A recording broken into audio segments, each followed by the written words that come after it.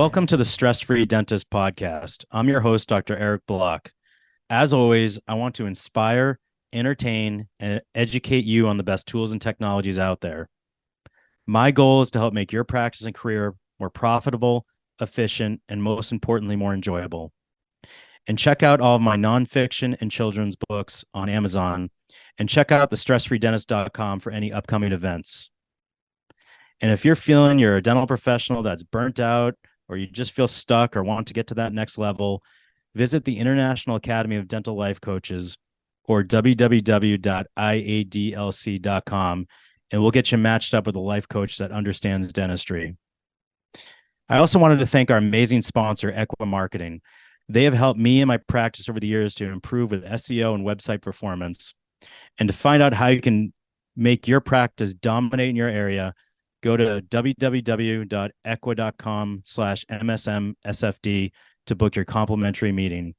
Again, that's www.ekwa.com/MSMSFD. All right, everyone, welcome back to another episode. And today I'm joined by Dr. Corinne Devin. How you doing today? I'm doing wonderful. Thank you so much for having me.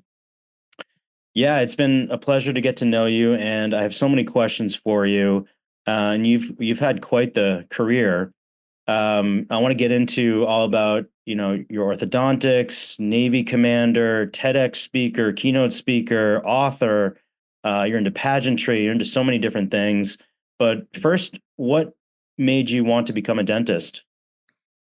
Well, some people would assume it's because my dad was a dentist and he was also in the Navy. So you could say I drank the Kool-Aid times two. But when I was growing up, my dad really believed in us volunteering as kids. And so we'd go with him to various health fairs, both my brother and I. And then when I was in college coming home for the summer, he had me go on mobile dental vans with him. And these mobile dental vans, this is in Reno, Nevada, would go to elementary schools where most of the kids were on free lunches, meaning these children were living at poverty or right above poverty, and would provide free dental exams and sealants. And I remember this one day when a little girl walked in. She was 8 years old. As we know, as dentists, that's when they have their first molars. They're starting to get their lower incisors, upper incisors. And when he had me go over and look inside her mouth, her first molar, the teeth that we know you should have for the rest of your life, was rotted down to the bone. And it just broke my heart. I just thought, how is this possible? I'm not some worn, torn country. I'm in what I considered my hometown at that point. And I knew I wanted to make a difference. And that's really kind of what started me on my path. And I was a communications major. And I thought, if I really want to make a difference and I need this. I need to go to dental school to get some credibility. And so that's really what set me on my path to becoming a dentist. Your story is way better than mine. My dad, he's a retired dentist, and I went to college not thinking I was going to go to dental school. And then I broke my front tooth on a beer bottle, and I went to a dentist the next day and they patched me up. And then I decided that I wanted to be a dentist. So your journey is a lot more noble than mine, but we all have a story and how we ended up in dentistry. And now where did you go to dental school? And then what was your career like after dental school? Did you specialize? Did you do a residency? What was that like? So I went to UNLV Dental School, and I was the second class that graduated in 2007. And during dental school, I thought, how am I going to pay for this? And that is where I actually found out that the Army, Air Force, and Navy all offer a scholarship called the Health Professions Scholarship Program. And if any of your audience is interested in doing it, they feel free to give them my contact details. I have actually been an interviewer as well as sat on the board selecting future people that join the Navy for this scholarship. The scholarship itself is very similar across the branches of what they offered. And I was on a 3-year scholarship. So as soon as I graduated, I raised my right hand and swore into the United States Navy as lieutenant on May 12, 2007. And since then, I've been actively serving for the last 17 years. Now, I decided to go into a residency before the Navy. I thought I wanted to go into pediatrics. And I actually got into a couple programs, but big Navy said no. That's what happens when you have a change of leadership. One person says yes, the next person says no. And so I came in doing an AEGD, Advanced Education in General Dentistry, which they have very similar to that in civilian programs. And when I was doing that, I kept being told that I had a personality of an orthodontist, which I had no idea what that meant. I never had braces. I thought all the people that wanted to be orthodontists in my dental school were gunners. They only cared about themselves. And I just didn't understand it. But the Navy has us do clerkships while we're in dental school, working with different specialists. And my AGD year really solidified that when I worked with a very talented oral surgeon and an orthodontist, where I saw that I could really change the gene pool with orthodontic surgery. And what I really enjoyed about the process is that you became the quarterback on a football team. You are building and developing relationships, not just with your patients, but with your colleagues. That wasn't what I had as a general dentist in the Navy. And so while I was on deployment, applied for residency, got selected. And after my operational tour in Iraq, rather than going to Afghanistan, came back home and went to residency in Texas. So how did it work with the Naval scholarship? And why did you choose Navy? Did you apply to all three, the Army, the Navy, the Air Force, or why did you choose Navy? I chose Navy because my father had served in the Navy Dental Corps for 20 years. I also think that our duty stations are far better locations. They're usually on the water. And I think there was just a sense of familiarity and a sense of something feeling like home. Growing up in the military, you're used to moving every 2 to 4 years, and it's almost becomes a way of life. And to know that's what I was walking to, that I was born and raised, felt really familiar and felt really easy. I did apply to the Air Force, but they lost my application. And another thing is, the military is one large corporation. It's probably the largest corporation in the world, and it's all about who you know. And getting these scholarships are very competitive, and having people that would write letters for me that I knew had a lot of weight and value for the military, especially the Navy, I knew that gave me the best chance of getting the scholarship. And essentially, do they pay for all 4 years of your dental school? They paid for 3 years. So anything that was required by the school, they paid for. They did not pay for my first year. That was on loans on me. And they didn't pay for my Western Regional Exam Board or my initial licensee fee, and maybe some books the school recommended but not required. That's the hint I always tell people, is have your school require it. But everything else they took care of. I never saw a bill. And my only obligation was to go to officer school. So I did that between my first year and second year. And when did you actually apply did you actually apply in your last year? Was it third year of dental school? I applied when I was in college for the scholarship. As soon as I got into dental school, I applied, and I got into dental school in April of 2003, put my application in, and I just had missed the cutoff for 4 years. And so the clock of when they started paying for it, and when I was technically in the Navy, but as an ensign, but inactive status because I was a student, was starting in my 2004 to 2005 school year. Okay.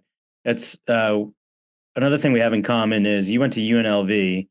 I went to Nova Southeastern, and I was also the second class to graduate. We graduated in 2002.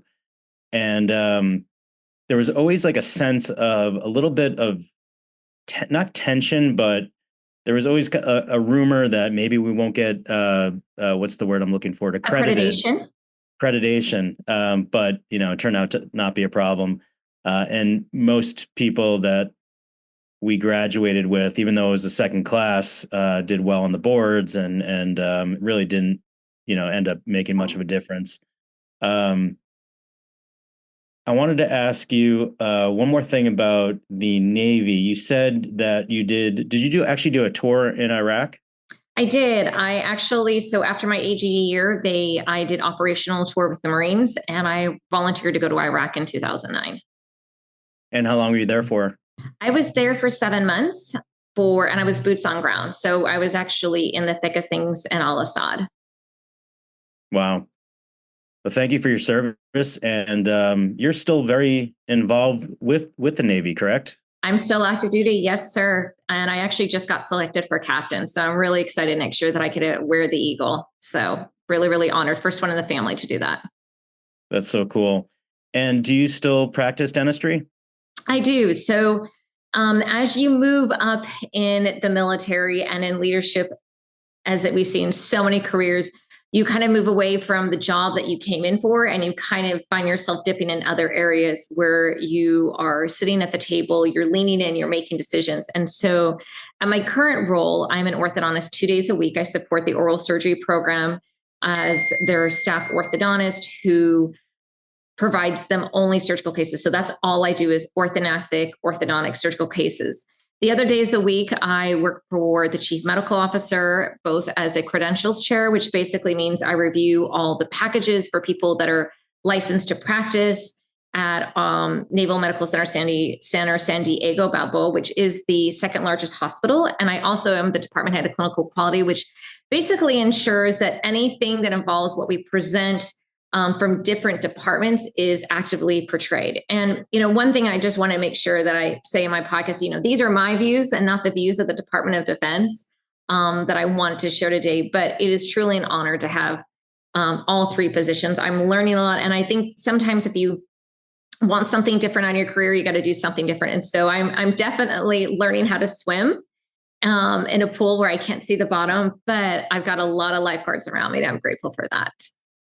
And at the Naval Medical Center, is it veterans? Is it all active duty? Is it just Navy? So great question. We actually serve all three branches, but majority is Marine Corps and Navy active duty. And then we do have some veterans, as well as some spouses and children that are considered dependents and retirees.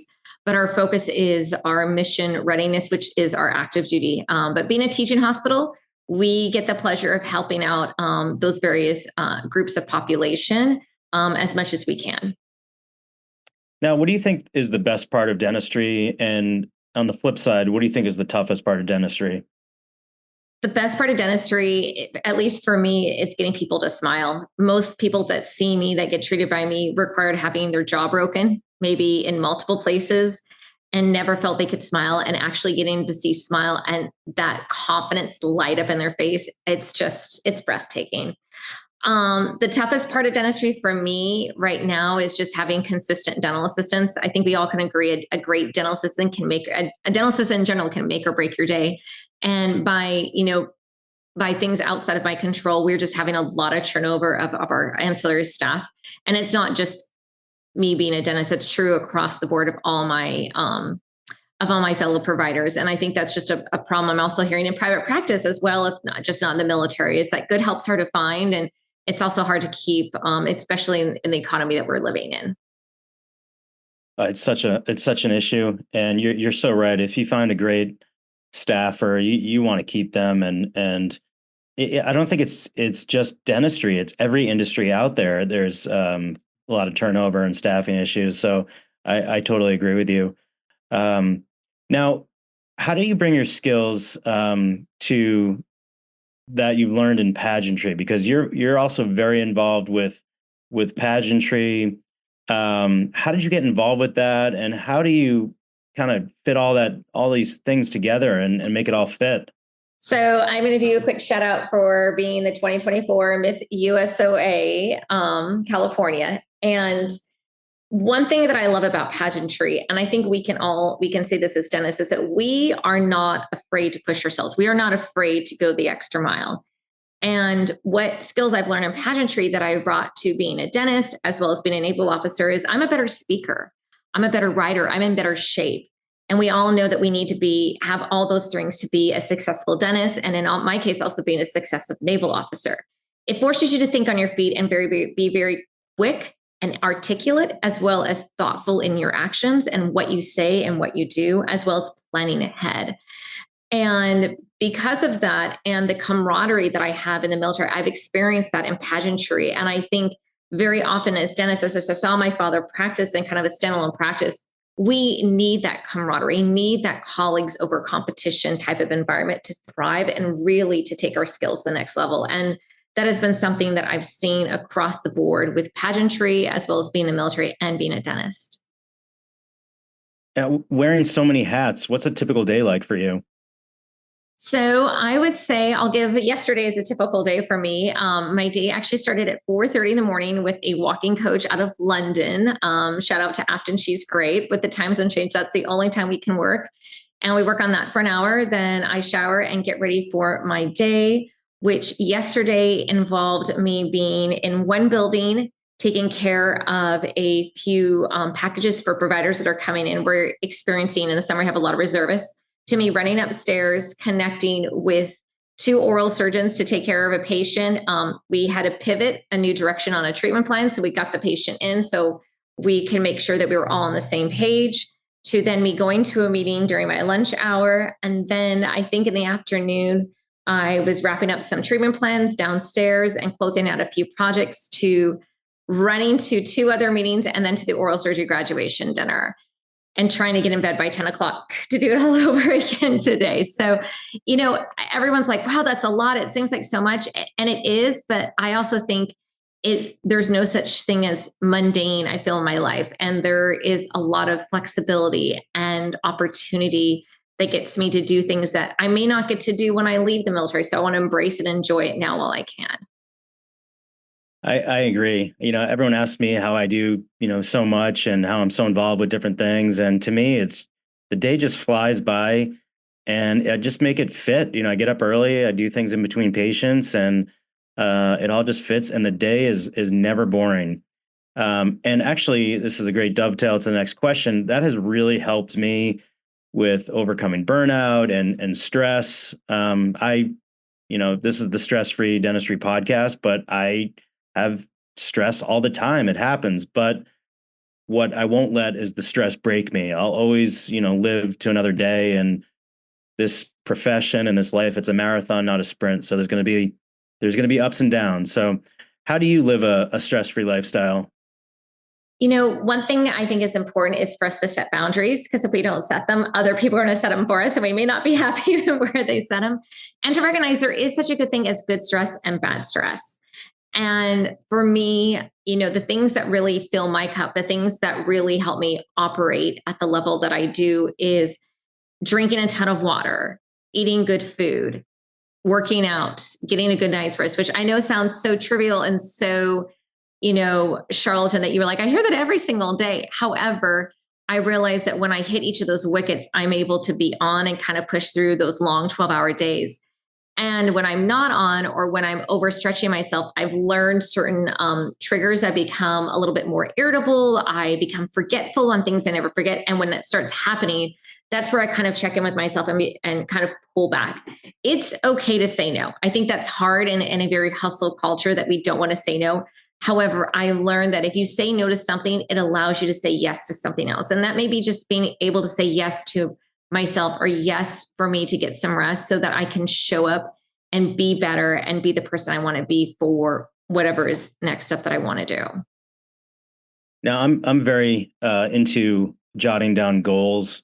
I like to write down, goals for this year, for next year, for 10 years out. My kids are 9 and 11, so I want to, figure out goals to when they're in college, when they're out of college. What about you? What do you see yourself in the next 6 months or 5 years? What are your short and long-term goals?